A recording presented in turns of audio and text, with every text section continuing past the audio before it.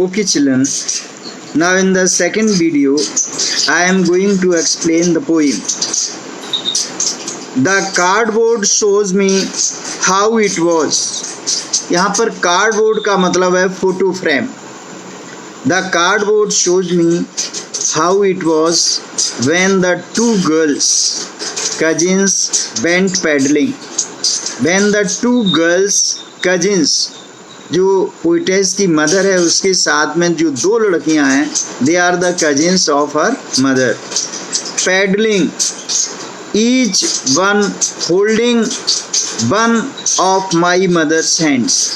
वो क्या करती हैं, पानी में चल रही हैं. और जब हम पानी के अंदर होते हैं, नहर में, समुद्र में, नदी में, तो हम क्या करते, खेल खेल में बच्चे उछालते हैं पानी को पैरों से, हाथों से. So now went paddling, each one holding, each one, दोनों कजिन जो है किसका हाथ पकड़े हुए हैं, उसकी मदर का, पोइटेस की मदर. और पोइटेस की मदर कहाँ है, बीच में, और उसके लेफ्ट और राइट में कजिन्स हैं दोनों. And see the big girl, अब पोइटेस की जो मदर है उन तीनों में सबसे बड़ी है, वो 12 साल की है, बाकी दोनों छोटी हैं उससे. Some 12 years or so. She is about 12 years old. All three stood still to smile through their hair. All three stood still. वहाँ पर तीनों जो है पहले चुपचाप खड़ी हो जाती हैं. To smile through their hair. Through their hair का मतलब हवा चल रही है.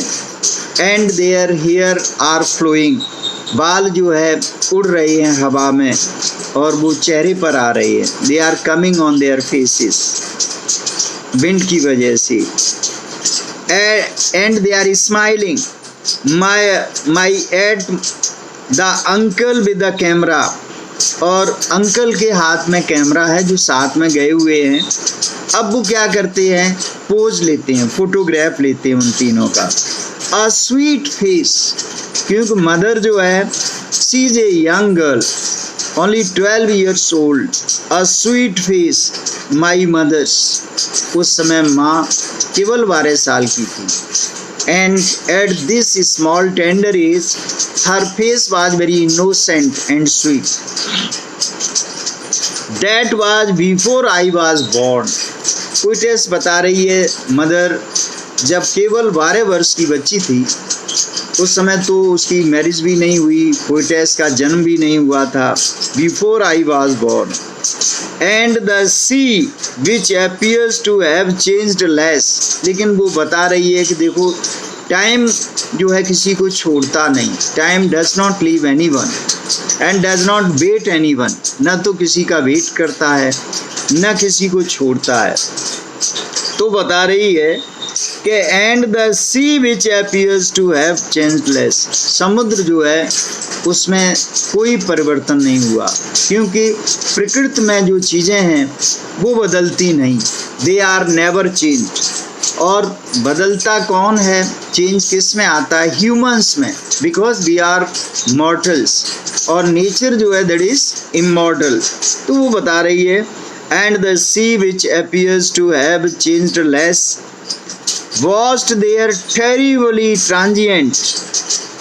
अब यहाँ पर terribly transient alliteration, यहाँ पर टी दोनों में आया, और यहाँ पर terribly transient, terribly का मतलब greatly, speedily, transient कहते अनस्टेडी. जो ह्यूमंस हैं उनमें बहुत बड़ा चेंज होता है, धीरे धीरे. Every person who is born on this earth grows up, becomes young, old and death.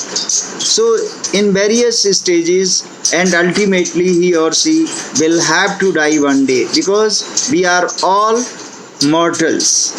Whereas sea, समुद्र जो है उसमें कोई चेंज नहीं होता, क्योंकि वो प्रकृति है, नेचर है.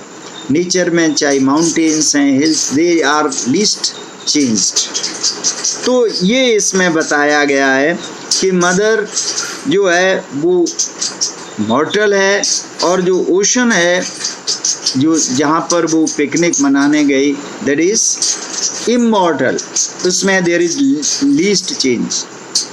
Once again I am reading the poem, this stanza. The cardboard shows me how it was when the two girl cousins went paddling, each one holding one of my mother's hands, and see the big girl, some 12 years or so. All three stood still to smile through their hair, because their hair were flowing, they were smiling at the uncle with the camera, and uncle who was in the possession of camera तुरंत उसका उन तीनों का photo लेते हैं। A sweet face अपनी mother के लिए बताया, my mother's, because that time she was quite young, which appears to have changed less, उस समय which appears to have changed less, ये किसके लिए? समुद्र के लिए बताया, उसमें कोई चेंज नहीं हुआ। Washed their terribly transient feet, जो समुद्र की लहरों से मदर के पैर जो है, क्योंकि जब लहरें आती हैं तो they bat our body, our parts of the body, अगर लहर बहुत बड़ी है तो ऊपर तक पानी जाता है, तो पैर उसके लिए आया। टेरिबली ट्रांजिएंट फीट, ये किसके लिए? मदर के लिए। ये क्या शो करता है कि मदर जो है मॉर्टल है और समुद्र क्या है? इमॉर्टल है। तो first stanza I hope you must have understood.